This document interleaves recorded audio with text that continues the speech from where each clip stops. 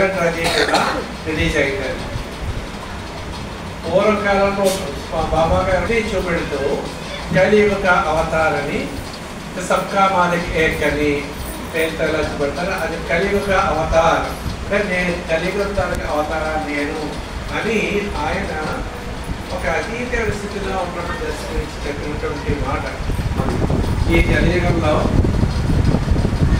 పూర్వకాలంలో అయితే ఒక రాముడు ఒక అవతార పరిస్థితి బట్టి వచ్చినటువంటి అవతారాలు. రాక్షస సంహారం కోసం వచ్చినటువంటి రావణాసుర సంహారం. కృష్ణుడైతే అనేక మంది రాక్షస సంహారం చేశాడు, భగవద్గీతను సాధించాడు. ఇలాగ ఒక్కొక్క పర్పస్తో వచ్చి ఆ అవతారాలన్నీ కూడా అంతర్ధావించింది.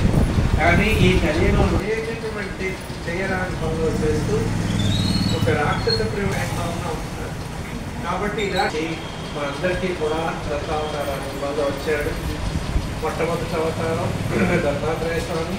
శ్రీపాద శ్రీవల్లభులు మన దగ్గరలోనే పిఠాపురంలో మొదలుపెట్టాడు. ఆయన చిన్నప్పుడే అనేక పాల్వాడు అన్నీ వచ్చుంటారు. కరంజా గ్రామంలో జన్మించి మన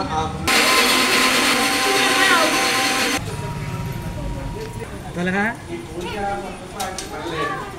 హారతి మట్టుకు రెగ్యులర్గా 4 వేల హారతులు అయితే ఆయన ఖచ్చితంగా అక్కడ ఉంటాడు దత్తుడు.